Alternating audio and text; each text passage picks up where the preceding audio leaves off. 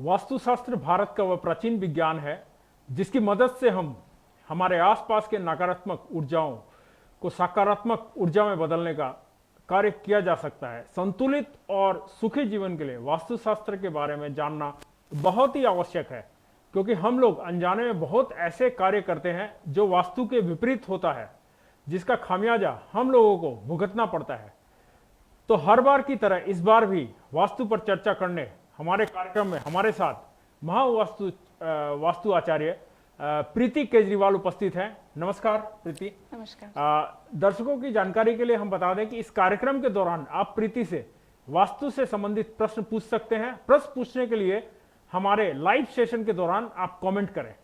तो प्रीति, आज हम फिर चर्चा करेंगे इंटीरियर और वास्तु का जो तालमेल है उससे रिलेटेड, जो आपसे लास्ट जो सेशन हुआ था उसमें आपसे चर्चा हुई थी इस बारे में। तो इस बारे में हम जानेंगे, आपसे बात करेंगे कि क्या प्रमुख बिंदु है ऐसे किसी भी स्पेस के वास्तु में जहां इंटीरियर और कंस्ट्रक्शन की जब होता है उस समय हमें ध्यान रखना पड़ता है। जी देखिए, जब भी कोई ढांचा हम बनाते हैं वो वास्तु के हिसाब से बने होने के बावजूद तीन मेन चीज़ है जो हम देखते हैं। पहला ये कि क्या उसका जो इंटीरियर है, ढांचा तो खड़ा हो गया वास्तु के हिसाब से, बिल्कुल ठीक है, बट क्या जो उसका इंटीरियर है क्या वो वास्तु के हिसाब से बना है।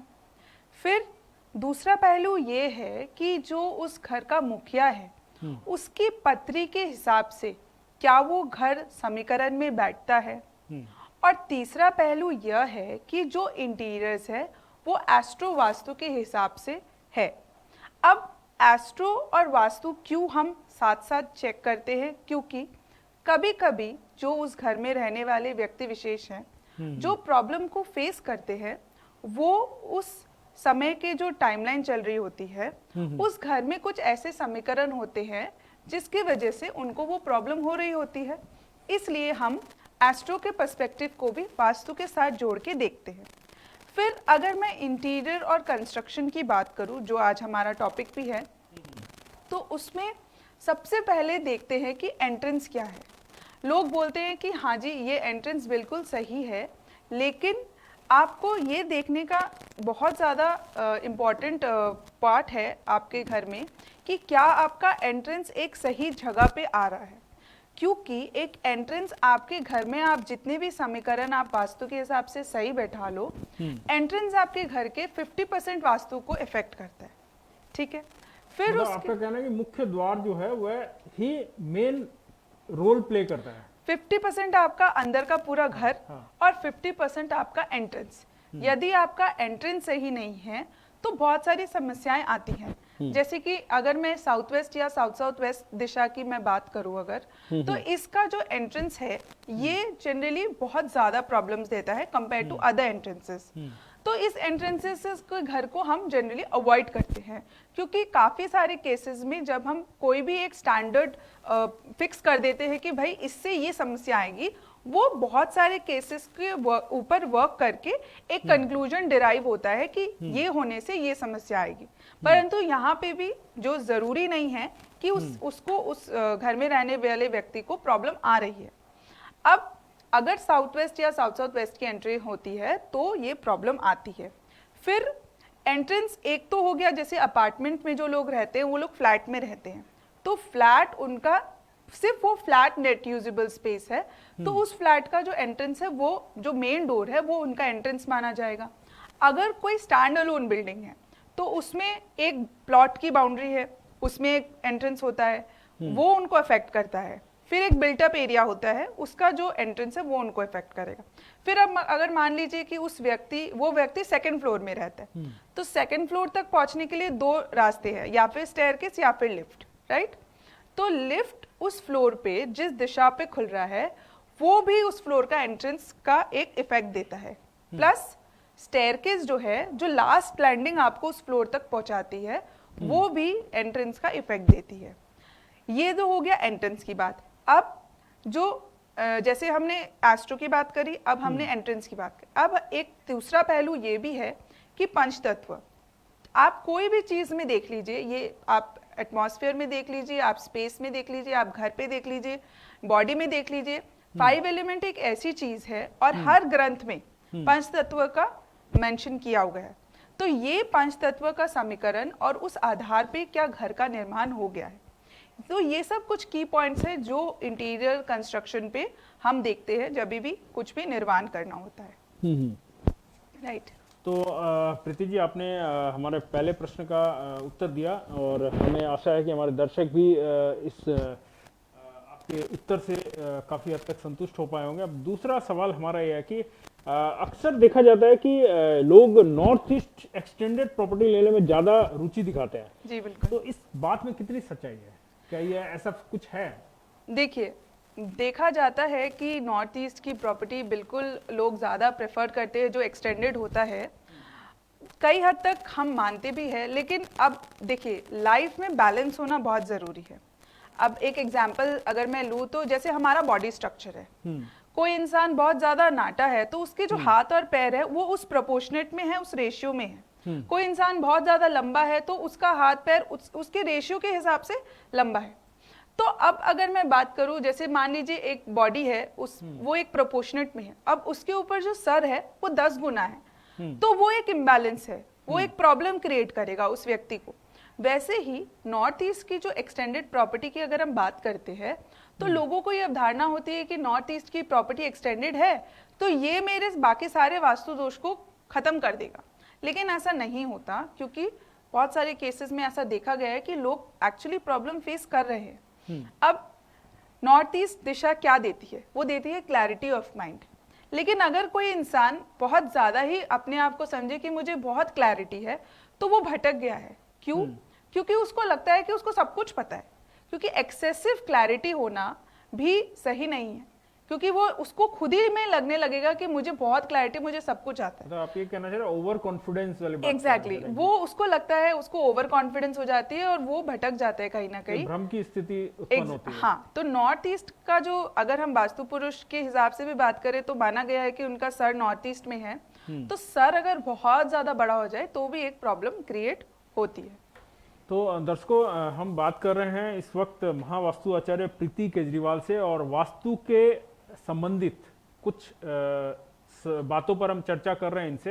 अगर आपके भी जहन में कुछ ऐसे प्रश्न आ रहे हैं या ऐसे कुछ सवाल आ रहे हैं तो आप कमेंट के माध्यम से अपने सवालों को रख सकते हैं। हम प्रीति से उन सवालों के जवाब लेने की कोशिश करेंगे। बिल्कुल। तो लगातार हमारा यह सेशन जारी है। इसमें आगे बढ़ते हुए हम पूछेंगे प्रीति से कि प्रीति, किसी भी स्थान का डिजाइन या कंस्ट्रक्शन किया जाता है उस वक्त एक ही स्थान पर रहने वाले अलग अलग लोग, लाइक किसी एक स्पेस, किसी एक प्लॉट पे मान लो कि अलग अलग लोग रह रहे हैं। अगर मैं एग्जांपल की बात करूं तो किसी एक अपार्टमेंट की, तो उस अपार्टमेंट में एक ही भूमि पर, एक ही स्थान पर अलग अलग फ्लोर में अलग अलग लोग रह रहे हैं, लेकिन स्थान तो एक ही है। बिल्कुल। मगर उस स्थान पर रहने वाले कुछ लोग खुशी हैं, कुछ लोग दुखी हैं, कुछ लोग संपन्न हैं, कुछ लोग तरस रहे हैं।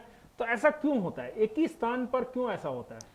जी, ये बहुत अच्छा प्रश्न है कि हम देखते हैं कि सब एक ही जगह पे है, फिर भी लोगों की जो लाइफस्टाइल है या लोगों का जो पोजीशन है वो अलग अलग क्यों है। बेसिकली ये बहुत हद तक मैटर करता है, और ये इसलिए क्योंकि हर एक व्यक्ति की एक प्रकृति होती है। अब ये जो प्रकृति है, मैं आप ये जो अभी मैं बुक ग्रंथ का नाम अभी आप सबसे बात करूंगी, जो है श्रीमद् भगवद गीता। ये श्रीमद् भगवद गीता एक ऐसी बुक है जिसमें आप जब इसको पढ़ेंगे तो आप बहुत अच्छे से अपनी प्रकृति को इवैल्यूएट कर पाएंगे। और हमारे फाउंडर डॉक्टर खुशदीप बंसल जी ने भी श्रीमद् भगवद गीता को ट्रांसलेट किया है और अमेज़न में भी ये बहुत इजीली अवेलेबल है। उसमें पीछे कुछ 25 पॉइंट्स है जिसमें आपके दैवी और असुरी गुण को भी आप इवैल्यूएट कर सकते हैं। चलिए, अगर हम वापस प्रकृति पे आ जाते हैं तो प्रकृति बेसिकली क्या है? 3 प्रकृति होते हैं, रजस, सत्व और तमस। रजस लोग होते हैं जो लोग एक्शन ओरिएंटेड होते हैं, और सत्व जो होते हैं वो बेसिकली ज्ञान के तरफ ज्यादा उनका रुझाव होता है, और तमस वाले सेवा भाव में होते हैं। तो रजस वाले कर्म में निष्ठा रखते हैं। ठीक है, जैसे मैं बात करूं एक कार की, ठीक है, तो जब आप कार को इग्नाइट करते हो, एक स्पार्क होता है, तो दैट इज रजस। तो रजस इज एक्शन। ठीक है, फिर उसके बाद जब वो कार चल रही होती है तो वो एक फ्लो है, तो वो सतव जो है वो फ्लो है, तो फ्लो उसको सतव बोलेंगे। और जब वो कार एक पर्टिकुलर डेस्टिनेशन पे पहुंच जाती है तो वो आ जाती है तमस। तमस मतलब ठहराव, ठीक है। अब ये जो रजस सतव तमस 3 प्रकृति है, ये हर व्यक्ति 365 दिन 2400 घंटे जी रहा होता है। जैसे हम सुबह उठते हैं तो हम एकदम फ्रेश होके सुबह उठते हैं, 9 से 11 का जो वक्त होता है उस समय हमारे दिमाग में बहुत सारे चीज चल रहे होते हैं, हमें ये करना है, ये काम है, ये काम है, तो वो है रजस। अब जब पूरे दिन भर हम उस काम को निपटा रहे होते हैं तो हम रहते हैं सतव वाले उसमें। और फिर जब शाम को एक थकान सी होती है या हमें लगता है कि चलो ठीक है आप रेस्ट कर लेते, तो वो है तमस। तीनों गुण शरीर में जरूरी है और किसी का बढ़ा हुआ भी सही नहीं है और किसी का कम होना भी सही नहीं है, सबका एक एक रेशियो है, बैलेंस जरूरी है। सिर्फ एक ही व्यक्ति या हम बोलेंगे एक ही व्यक्ति विशेष जो तीनों प्रकृति उनमें एकदम बैलेंस्ड है, वो है श्री कृष्ण। 33% जो बोलते हैं हम, और बाकी सबके किसी के 40-40-20, किसी के 25-40-80 ऐसे होते हैं। अब ये जो रेशियो है, एक बहुत ज़्यादा सरप्राइजिंग बात ये है कि ये जो रेशियो है, ये रेशियो हमारे बॉडी में जब कब फिक्स्ड हो जाती है, जब हमारी मदर हमें कंसीव करती है। और इसका जो इम्बैलेंस हमारे लाइफ में जब हो जाता है तब प्रॉब्लम आती है, उसे हम कहते हैं विकृति। अब अगर मैं स्पेस की बात करूं, जो कि हमारा टॉपिक है इंटीरियर डिजाइनिंग एंड कंस्ट्रक्शन, तो इसमें प्रकृति कैसे रोल प्ले करती है। जैसे एक लैंड है, अब उस लैंड का एक शेप है, इरेगुलर रेगुलर जो भी है, तो उस लैंड में जैसे अगर नॉर्थ साउथ एक्सिस में एक बिल्डिंग बनी है तो वो एक प्रकृति है, अगर ईस्ट वेस्ट एक्सिस में एक बिल्डिंग बनी है तो उसमें भी हम प्रकृति को एनालाइज कर सकते हैं, इवैल्यूएट कर सकते हैं। अब जैसे हम घर की बात करें, राइट, तो घर में जैसे आप बोलेंगे कि एक कमरा है, तो उस घर में उस व्यक्ति का जो कमरा है अगर उसके प्रकृति के साथ अलाइंड है तो वो ग्रोथ सक्सेस में बहुत ज़्यादा आगे उसको हेल्प करेगा। जैसे मान लीजिए कि एक बहुत पतला दुबला इंसान है और मान लीजिए एक बहुत मोटा इंसान है, तो मोटा क्या है, फैलाव है, तो वो वाटर एलिमेंट है, प्रकृति है, तमस है। तो अगर वो बहुत बड़े रूम में रह रहा है तो उसके लिए वापस से वो प्रॉब्लम क्रिएट करेगा। अगर कोई एक पतला दुबला इंसान है, अगर वो छोटे रूम में रह रहा है तो वो सतव एलिमेंट का है। जैसे हम देखते हैं कई बार बहुत लीन कोई चल रहा होता है, जा रहा होता है हमारे सामने, तो वो छोटे रूम में रह रहा है तो वो उसको इम्बैलेंस क्रिएट कर। तो ये भी बहुत ध्यान देने वाली बात है कि आपके प्रकृति के हिसाब से क्या आपका कमरा डिजाइंड है, क्या आपका कमरे की जो रेशियो है वो डिजाइंड है। और ये हमारे कॉर्पोरेट एरियाज में भी हमें बहुत हेल्प करती है।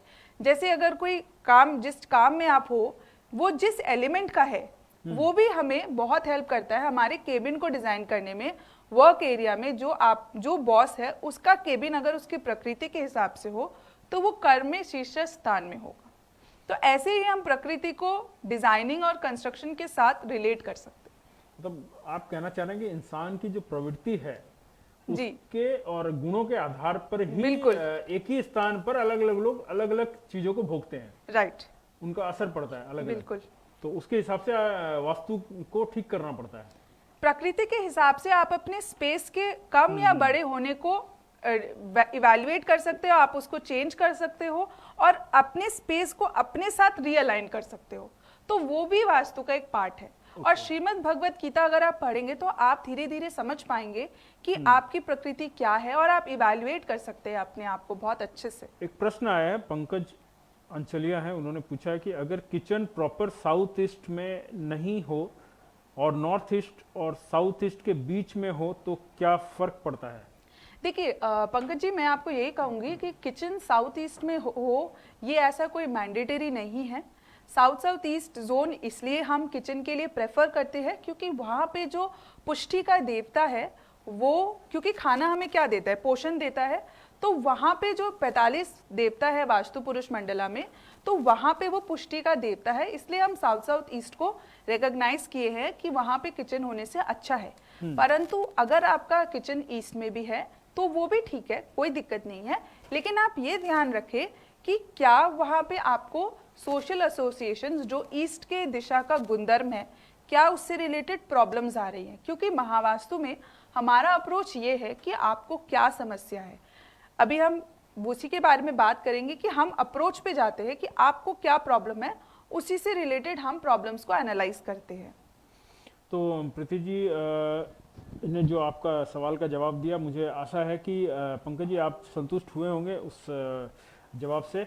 और आगे हम चर्चा को आगे बढ़ाते हुए एक और सवाल कर रहे हैं आपसे। जिस तरह से आप, मुझे लगा कि जो आप बता रहे हैं, जिस तरह से काफ़ी डेप्थ में जाकर आप बता रहे हैं, तो आपका जो ज्ञान है, वास्तु ज्ञान जो है वो काफ़ी उच्च कोटि का मुझे नज़र आ रहा है। तो इस हिसाब से आपके पास जो समस्याएं भी आती होंगी वह भी काफ़ी उच्च कोटि की आती होंगी, मतलब काफ़ी हाई लेवल की आती होगी। तो उसका समाधान कैसे करते हैं आप? देखिए, मैं ये नहीं कहूँगी कि समस्या भी बहुत उच्च कोटि की है कि ऐसी जनरल है। प्रॉब्लम तो प्रॉब्लम ही होती है। लेकिन अगर आप अप्रोच की बात करेंगे कि क्यों हम महावास्तु को ज़्यादा प्रेफर करें या अप्रोच क्या है, तो सबसे पहले हम जब कोई भी व्यक्ति से मिलते हैं तो हमारा अप्रोच थोड़ा सा स्ट्रेट होता है। जैसे हम बहुत ज़्यादा, जब वो बैठता है अपनी बातें को बताता है, तो पहले हम डिस्कस करते हैं कि प्रॉब्लम क्या है। जैसे अभी आप अगर पंकज जी की एग्जांपल लेते हैं तो इन्होंने पूछा कि क्या कुछ होगा, लेकिन इस अप्रोच को ना रखते हुए हम ये समझते हैं कि सामने वाले को समस्या क्या क्या है। और नॉर्थ ईस्ट, जैसे हमने अभी थोड़ी देर पहले नॉर्थ ईस्ट की बात करी, तो नॉर्थ ईस्ट एक ऐसी दिशा है, वो अगर क्लियर ना हो ना घर पे, अगर क्लटर्ड हो या कुछ जंक हो या वहाँ पे सामान बहुत ज़्यादा इकट्ठे हो, तो लोगों को क्लैरिटी नहीं होती। तो अप्रोच ये रहता है कि पहले नॉर्थ ईस्ट को हम वर्क करें, क्योंकि कई बार, जैसे आज मान लीजिए आप मुझसे मिले, आपने मुझे 25 समस्या लिखाए, सेकेंड सिटिंग में आपको खुद ही 10 समस्या हट जाएंगे, क्योंकि आपको पता ही नहीं है होता है कि ये प्रॉब्लम वाकई में मुझे है कि नहीं। तो ये अप्रोच रहती है कि एक तो हम एक हेल्दी डिस्कशन पे बैठते हैं पहले, फिर नॉर्थ ईस्ट पे वर्कआउट करते हैं, ठीक है। फिर उसके बाद हम हर प्रॉब्लम्स को उनके घर के जोन्स के साथ, जैसे हर घर कुछ कहता है और जो वो प्रॉब्लम बोल रहा होता है ना, तो वो दिशाएं भी वो इंडिकेट कर रहा होता है कि मुझे ये प्रॉब्लम है, मुझे वो प्रॉब्लम। तो फिर उस एक टू द स्केल मैप जरूरी है। मैप पे हम इसलिए काम करते हैं क्योंकि दो बातें होती है। एक ये कि कई बार जो डिग्री होती है 0 डिग्री, नॉट जरूरी नहीं है कि वो 0 डिग्री होगा। जैसे अब मैं कल ही की बात करूं, हम एक कंस्ट्रक्शन साइट पे गए थे, तो वहां पे कोई इंजीनियर ने वहां पे जो सेप्टिक टैंक है वो एकदम सेंटर, जो उनके हिसाब से सेंटर नॉर्थ में करवा दिया। जब हम गए तो हमें थोड़ा डाउट हुआ कि नहीं, यहाँ का जो डिग्री थोड़ा टिल्टेड है। बाद में जब हमने उस पर वर्कआउट करी तो हमें पता चला कि वो हेल्थ के जोन पे है, जो थोड़ा सा 18 डिग्री वो टिल्टेड था, जिसकी वजह से वो हेल्थ के जोन में आ रहा था। अब यहीं पर ही थोड़ी सी डेविएशन हो जाती। तो टू द स्केल मैप पे हम इसलिए ज़्यादा फोकस करते, ज़्यादा बोलते लोगों को कि आप प्रॉपर मैप लेके आए, बिकॉज वो एक आपको एकदम प्रॉपर डिटेल्ड एनालिसिस करने में मदद करता है। बिल्कुल। फिर उसके बाद जैसे कि जैसे अब मैं अगर जैसे मैंने अभी सेप्टिक टैंक की बात करी, अब जब हम टू द स्केल मैप पे काम करते हैं तो हम हर प्रॉब्लम को उसके अलग अलग जोन्स के साथ इवैल्यूएट करते, ठीक है। फिर उसके बाद जैसे हम मान लीजिए आज किसी ने बोला कि मुझे अपॉर्चुनिटीज की प्रॉब्लम आ रही है, तो हम देखते हैं कि क्या उसके नॉर्थ में, जो नॉर्थ का गुणधर्म है अपॉर्चुनिटीज, तो घर में भी अपॉर्चुनिटीज आती है। अब वर्क प्लेस की अगर मैं बात करूँ तो जो हमारे कस्टमर्स हैं वो हमारे लिए अपॉर्चुनिटीज है, ठीक है।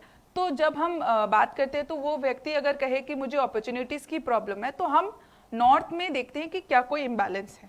और ये भी हमारा अप्रोच रहता है कि अगर हमें लगता है कि ये प्रॉब्लम वास्तु से नहीं आ रहा, तो हम उनको सीधा सीधा बोलते हैं कि भैया ये प्रॉब्लम आपका वास्तु से नहीं है, तो ये वास्तु के हिसाब से ये समीकरण आपका नहीं है, तो ये प्रॉब्लम वास्तु से नहीं। अब अगर मैं एस्ट्रो की बात करूं तो कर्म के स्थान का, कर्म का बॉक्स है 10वां घर, तो हो सकता है कि 10वें घर में उसके कुछ ऐसी समीकरण बैठ रहे हो जिससे उसको वो समस्या हो रही हो। तो इसलिए जैसे हमने स्टार्टिंग में बात करी कि एस्ट्रो पॉइंट ऑफ व्यू भी जरूरी है, तो इसलिए हम उसको उस एनालिसिस से भी करते हैं। प्लस हमारा जो वर्किंग है वो 6 फेजेस में होता है। कई बार हमने देखा है लोग एक बार काम करते हैं, फिर उसके बाद न कोई फॉलोअप होता है और न एक बार हो गया बस खत्म, नहीं, 6 फेजेस में काम होता है। पहले वास्तु, फिर एस्ट्रो, फिर बाकी सारी चीज़ों को ध्यान देते हैं। अब एस्ट्रो की बात हो गई, फिर जो ये एक बहुत अनआइडेंटिफाइड चीज़ है जो साइंस भी नहीं आइडेंटिफाई कर पाई है।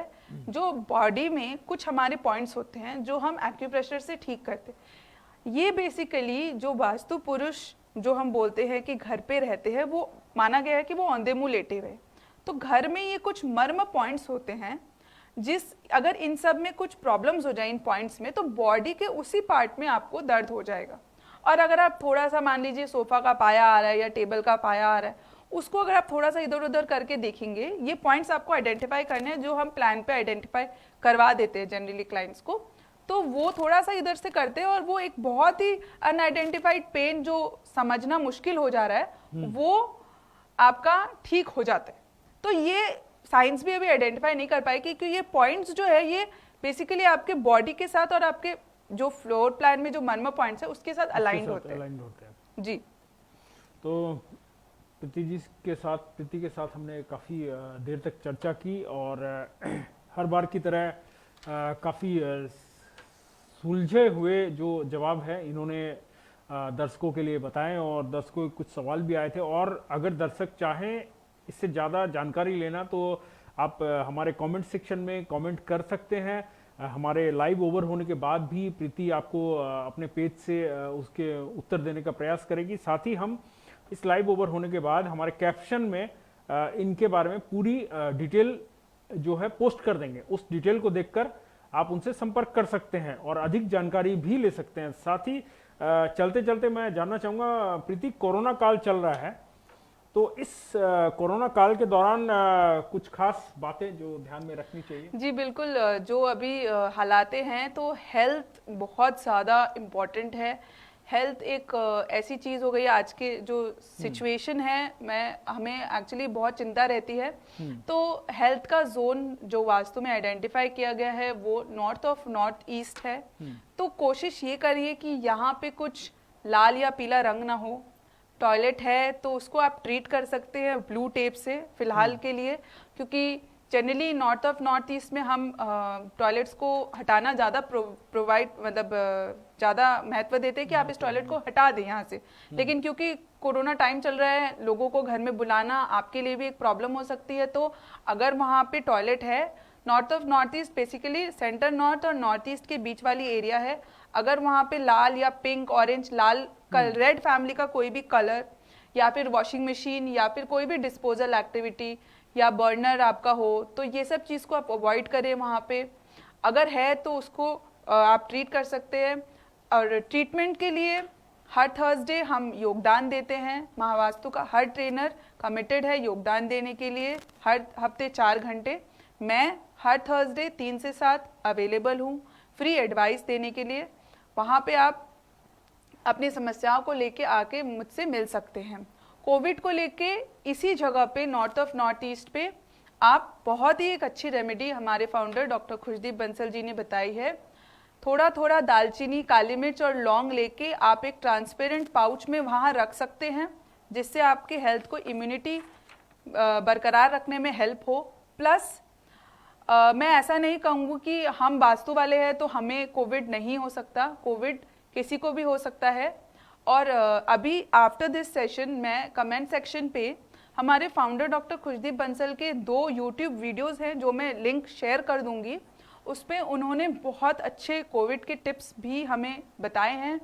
और शरीर में 3 टाइप की, जैसे प्रकृति के हिसाब से 3 टाइप के हेल्थ भी है। आयुर्वेद में जैसे हम कहते हैं वाता, पित्ता एंड कफ। तो वात बॉडी में बहुत ज़्यादा बढ़ जाने से बॉडी में ड्राइनेस बढ़ जाती है, जिसकी वजह से कफ रिलेटेड इश्यूज होते हैं और कोविड होने की समस्या ज़्यादा हो जाती है। तो ये हमारे फाउंडर डॉक्टर खुशदीप बंसल जी ने बहुत अच्छे से समझाया है। तो आप उस यूट्यूब वीडियो को ज़रूर देख सकते हैं और कोविड से रिलेटेड और भी टिप्स डायरेक्टली हमारे फाउंडर से ले सकते हैं। तो यही कहूँगी कि आप हेल्थ से रिलेटेड अपनी इम्यूनिटी को बरकरार रखने के लिए वहाँ पे ये जो छोटी चीज़ें हैं, दालचीनी, लौंग और काली मिर्च को भी वहाँ रख के अपनी इम्यूनिटी को सपोर्ट कर सकते हैं।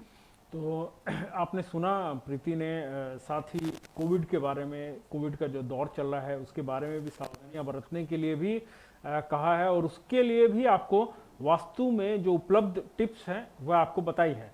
तो जैसा कि हमने कहा था कि वास्तुशास्त्र भारत का बहुत ही प्राचीन विज्ञान है, जिसकी मदद से हम नकारात्मक ऊर्जाओं को सकारात्मक ऊर्जा में बदलने का कार्य कर सकते हैं। इन्हीं सब बातों के साथ हमने आज चर्चा की थी प्रीति के साथ, जो कि महावास्तु आचार्य है और वास्तु के बारे में इनकी जो जानकारी है वह काफ़ी अच्छी है। इसी वजह से यह लगातार हमारे स्टूडियो में आती रहती है और कार्यक्रम करती रहती है। तो इसी के साथ आप अगर कोई भी आपके मन में प्रश्न हो तो आप कमेंट सेक्शन में ज़रूर डालिए, ताकि प्रीति उन सवालों के जवाब आपको कमेंट सेक्शन के माध्यम से ही दे सके। तो यूं ही आप बने रहिए हमारे खबर समय पर और देखते रहिए हर समय खबर समय। हमें दीजिए आज्ञा। धन्यवाद।